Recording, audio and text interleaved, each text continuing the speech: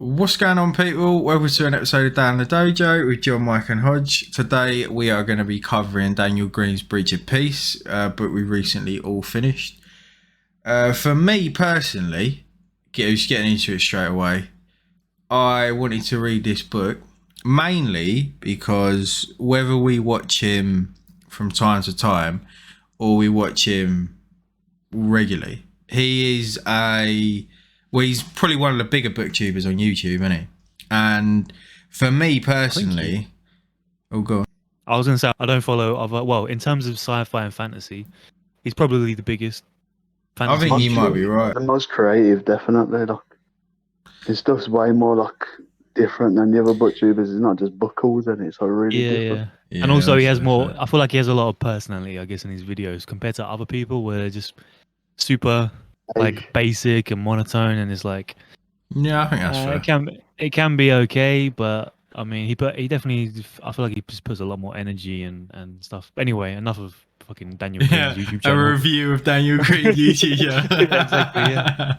One of the big reasons that I wanted to read it was because, obviously, being that he's a YouTuber, I wanted to see how good an author he was. And overall, before we do get into it, I'd say I was really happy with the book. Same. I left the book. I feel like it was left at being that we know what it is, that it's three novellas followed by three novels all in the same world. I thought it was a decent conclusion and it left me wanting more. I'm Yeah, I actually feel the same way. excited for the next one. Man. I definitely want to get back into the world and looking forward to it. Like I said, I think he said that he's good planning to release the next two pretty quickly. You know what I imagine the world as? Have you ever watched like Daredevil, like the TV series? Where it's just dark. Yeah. I feel like the world's like that, man. I don't know. I was thinking It's more dark, like, have you played Dishonored? No. Nah. Ah, okay. Well, it gives me like vibes like that world, like a steampunk kind of. Yeah. I was just about to say it gives me like sort of steampunk vibes as to what kind of work. It's tough though, isn't it? Because there's a lot of things that are left like sort of unsaid, like the Almighty and things like that. You don't really. It's briefly mentioned in it and touched upon, but it goes into no real detail. Or you can assume that he's some type of Lord Ruler or some type of like godlike creature. Yeah. So basically, he's just like a god who kind of. That was one thing that I'm not remembering 100%. Yeah, I'm not clear on it either. Was he? I'm pretty sure the precincts, the police force, they're all civilian based, right? They were created by the civilians of each like part of the city, and then the Almighty has his own like army is under the Almighty. But then again, no, from what it said, he replaced the police. Like he made the police replace the militaries. The Almighty did. oh, okay. Yeah, so the military were like the enforcers, weren't they? And then he took the police and put them in place as like a normal police force. That's what I understood from the book anyway. That's the way I read it. Yeah, okay. But even still though, the police, they have like authority over everyone, right? Like they have authority under the Almighty to literally just go in like guns blazing, killing on the scene, no questions asked. Especially the Chosen. Yeah, they're well respected because you can see in the scene where Clyd and Chapman are in the bar, and Clyd's wearing her normal clothes and Chapman's wearing his inspector coat. The people in the bar are more than willing to get up and back Chapman, even though Chapman's obviously the one that's in the wrong and is in with the rebels, blah blah blah. But because Clyd's in normal clothes, to them looking in, it appears that an inspector is taking down a criminal, and they're more than willing to help. So you can see the sort of respect that they've got for the police. But you don't know how long they've been around, though, do you? You don't know like how new they are. Yeah, there's not a lot of world building in this book. I mean, we just literally experience everything as is happening in Clyd's eyes from the beginning case where the royal family's killed, and then the subsequent events that take place throughout the book. We just follow Clyd the whole way through, pretty much. We don't get to really, I don't know, take it like he doesn't really describe the world like super detailed. But obviously it's a novella, so I mean, there's only 100 pages, right? So I mean, what can you do? Yeah, like I was happy with the overall pacing with the book. I felt like it moved along pretty quickly. Like it was interesting and kept me engaged the whole time. I didn't really feel like it got boring, or I didn't feel like there was any like super unnecessary parts Yeah, in the book. I'd say that. Let's just go. We sort of jumped in book there. We went for a little tangent. Starting off with the beginning of the book, then that is. I was really looking back on it now. Read the whole book. That was a very good start. I think it was very grim dark, more grim dark than I expected. To be fair, Yeah. there was a lot of detail in the killings, etc. And it was just pretty much you've got the first bit where they found the bodies of the family, and then straight into action with the creature they found in the wine cellar, who you find out is the dad of the family.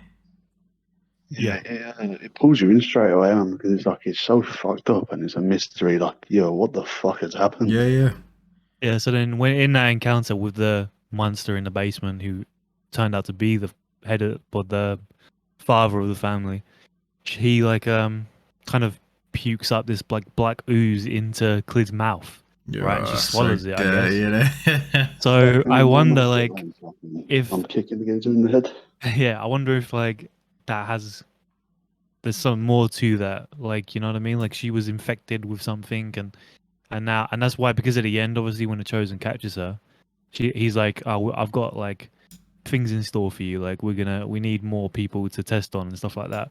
So I'm just wondering, like, how she was affected by the black ooze and what it does to people. Yeah. Because it wasn't a long period of time, you know what I mean? Like I think the overall span of the book was only like a couple of days, right? Like if even that, a day. I thought it was a day.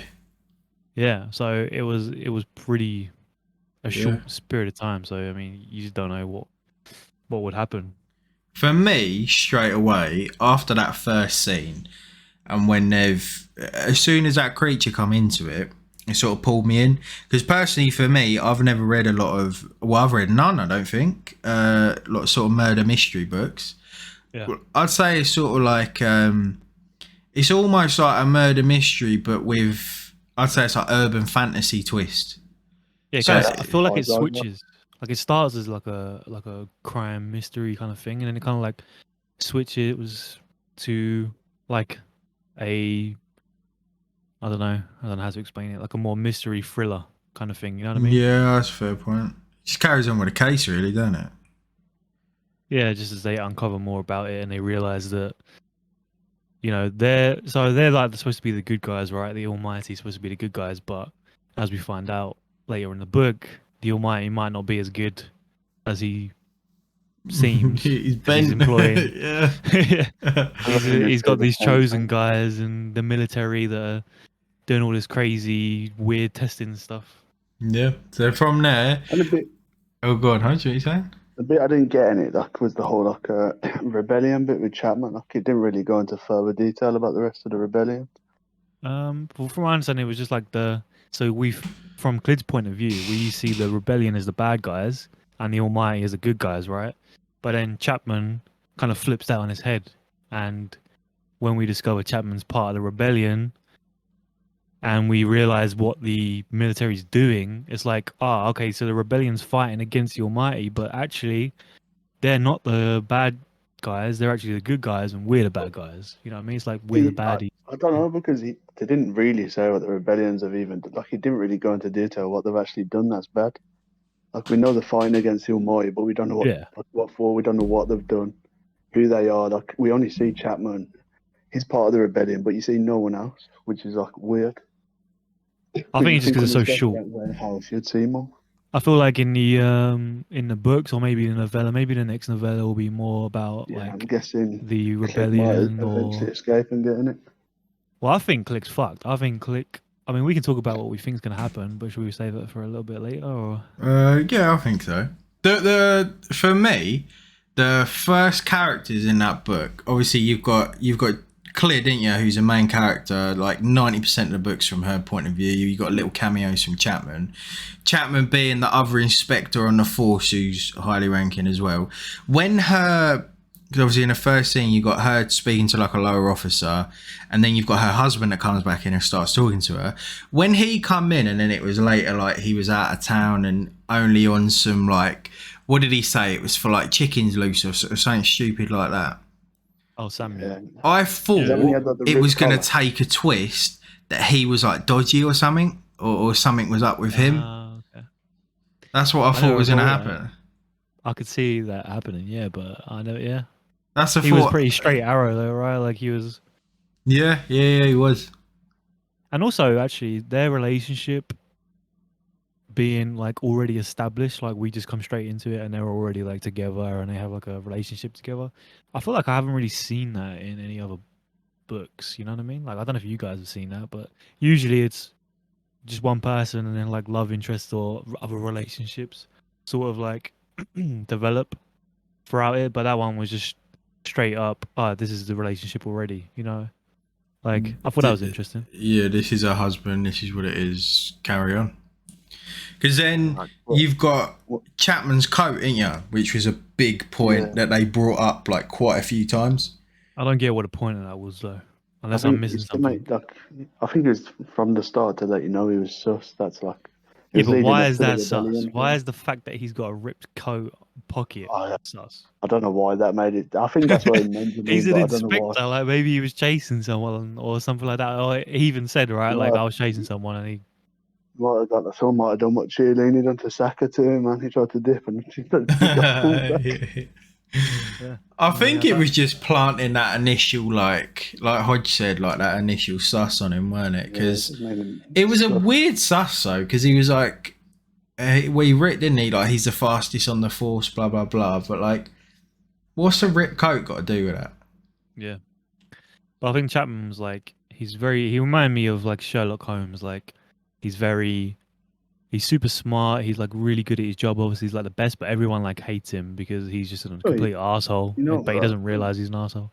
That actually is weird, man, because if a police officer come up to me and says, you got a hole in your trousers, what you been doing? I don't know how to go about him. I'm like, yo, what the? Yeah, I think that was a dumb. I mean, unless I'm missing something, I think that was a dumb like a thing to bring up. I get what he was doing with I think it's it. because it's small, and it like he's trying to do it without going like mad detail because it's a novella. I do get what he was doing with it, but I think that was just a weird way to go about putting sus on him. Yeah, 100%. That's true. I think that's fair. So from there, then we're going from that first scene. Pretty much from there, they all go back to the precinct, don't they? Yeah, I think. Is it? Yeah, it is. Yeah, because then after the precinct, they go meet up in like a. Chapman says to him, don't he, like meet me later or whatever, and then they go to meet up. Did they meet him at? I don't know. They meet him at like the market in town, don't they? But they get there a little early to see what he's doing.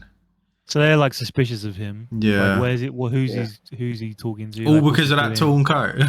Yeah, I think so. I don't know if there's any other thing that I missed, but I think that was pretty much it. And then they realize, like, they get there, they start arguing, and then Chapman like confesses to her in the pub or. No. First of all, he gets in a fight with Sam, doesn't he? He gets in a fight, yeah. Clid's husband. But he does it on purpose. Yeah, like you said, he does it on purpose to get rid of him because he wants Clid on her own.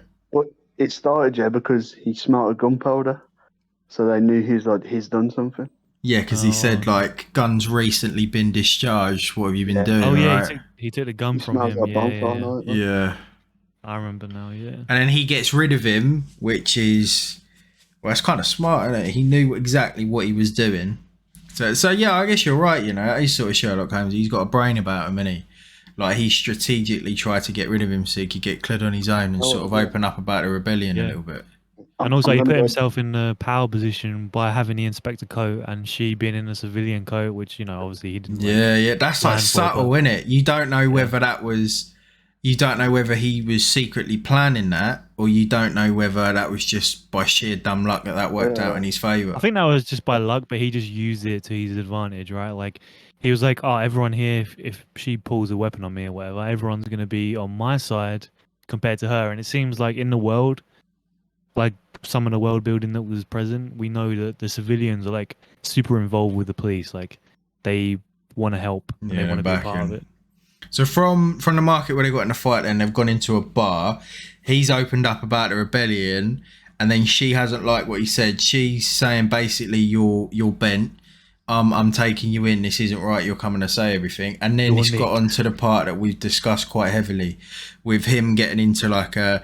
Well, she tries to arrest him, don't she? And then he gets in a confrontation, and Yeah, he knocks the absolute She's shit not in a out of her. uniform as well, and I think he is. So like, Yeah, he the is, yeah. civilians like don't care. They're like, they he might even go. smacks the piss out of her, don't he? Fuck you. He just smacks her head on the table and she goes out he cold. fucks her up.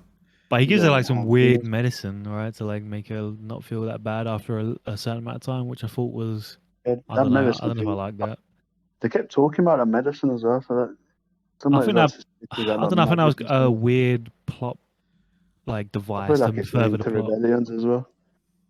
I think it has no meaning. I think it was just a convenience thing. Like I need a way for Clid to like be out of commission for a while and go and help Chapman. How do we do that? Well, she's kind of like stuck in Chapman's tub until she can finally move thanks to this drug. I don't know. That's how I felt about it anyway. Described it again like later in the book as well, like talking about what the medicine done to her. I don't know why they reiterated it. So we're kind of mid book right now, aren't we? So It's pretty from much at the end the of it, honestly. yeah, Because We after needed the that end. is when they arm up. Like basically, Chapman says, "Meet me at the warehouse too.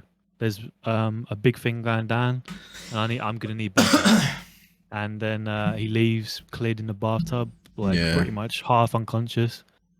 And then she gets back up, goes to the precinct, tells the captain, "Yo, Chapman's bent. We need us. He wants us to go to the warehouse to provide backup." no, They're wondering if it's a trap or not, a and they're chap. like, I see what you did there. and then yeah, and then they're like, "Oh, we'll risk it. Let's just see what happens." And then they gear up, and then they go and storm or raid this warehouse too. I was really happy with the end of the book. I thought that last like final stand was really really good. So I was mixed on it. I think. Yeah. I You know mean, that warehouse bit though. Let's talk about that. I think yeah, it seemed so easy that you just knew what was like something was coming. You didn't know what like. You didn't expect the Chosen to be like that, but you thought like it can't be going this smooth. Something's gonna happen because like they were just fucking destroying yeah, I everything. agree with They were that. getting Definitely. destroyed. I think KOS. Man. I completely agree with what you just said. I definitely felt like something was going to happen, but I had no idea that the Chosen was going to get introduced. And we'll get onto that in a minute. But that whole character is like that's what made me so excited for what's going to happen in the future of these books. yeah. Because before that, well, anyway, let's go through the So they've got to the warehouse. Then do you want to carry on from there? Yeah, so you just start raiding it, storming it like a tactical unit, going through like Rainbow Six, killing everyone, Shooting just shit out, they're literally yeah. just murdering people, and it's like, it's okay in the law of the Almighty. But In a they had, raid, they can I do think that. that they knew they were. I forgot what it said in the book, but they knew they were up to something like. And then people that like were pretending to be stupid. Well, as soon as they got there, didn't they? They were sort of looking around the corner, and as soon as they saw the guns, the military were going to shoot them, weren't they? So they started shooting the I'm sure they military. said they had guns reloading as well. Or Yeah, something like that. they told them to put the guns down, and then one of them grabbed the gun. So Yeah. And then, then they found Chapman Clid found Chapman anyway in a room locked up, being tortured on. He's had the black ooze, the mystery black ooze substance given to him. And yeah, he's like veins are like all black and gross, and his fingernails has been like ripped apart. He's been tortured by whoever's there. And then we find some like weird scientist lady who is like in love with her creations, which I thought was kind of tropey. I don't know, like this crazy mad scientist who like loves her like abominations, but I mean it was fine, I guess. Our crazy scientist is always good, man. I feel like it's just super common in so many different like mediums, I guess. It's like this crazy scientist who's just like, look how beautiful this disgusting thing is. Like my life's work. she was fucking loving it, wasn't she? I'm the same when I make like a mad sandwich, man. I put some extra things on that shouldn't be on there. I'm proud of it every time. Yeah, I guess. From there, then, when obviously you do find out though. I was just gonna gloss over this. I completely forgot the ooze that they were putting in him. Then it all clicks, doesn't it, and makes sense that the guy at the start, the dad that turned into a beast, he was being injected with the ooze, and that's what turns you into a fucking creature. It's because he stole like some money off the Ministry of Defence or something, like the I think Almighty he idea basically or something. the woman told Clid the reason why they had to do that was because they had some like When it was something to do with business, right? yeah, they had like what's the word, like their technology got better. I They forgot gave him what, like something advancement. like metal. Yeah, they had advancement sheet in metal, They right? were technology. taking some of the extra stuff and not Yeah. helping the Ministry of Defence or the I think Almighty. he was just he just wouldn't give more to the Ministry of Defense. He was trying to like he was being greedy basically was the point. And then they Get just that money straight up over. murdered him as an example. Like don't be greedy, you know. Don't fuck with the Empire. Okay. And then obviously straight after that, you get into Hodge's favourite character, the Chosen. Chosen just Well, comes out of nowhere and he starts fucking shit up. now Before the you even reason why see he it, comes there, the reason why he goes there is because they send that officer off. What's his name? Like I forgot what his name was. Officer Williams, was it? I can't the remember. precinct, isn't it? Oh, Williams is the head of it. Yeah, you're right. Captain. I didn't think he came. Captain- I thought he just come out of nowhere because he assumed shit was going wrong. No, they sent an officer off. Like Williams tells the other officer, I forgot his name. He's like, go to the Ministry of Truth first, 20 minutes like earlier. Tell them, so we need 2 truth seekers to come to the warehouse so we can like get the correct information. I don't know what the truth seekers are. Like they don't really explain that.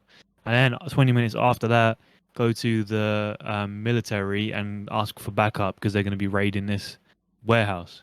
And then when the chosen comes, he mentions to Clid that he like didn't like he just gave up information straight away. Like he started torturing him and gave up information like immediately.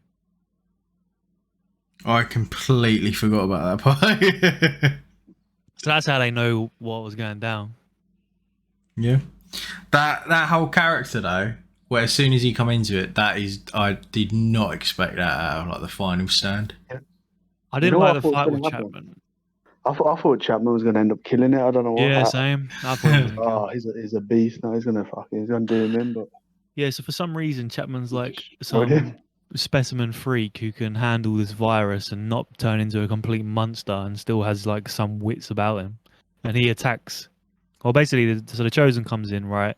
Just murders everybody, kills Samuel, which was kind of.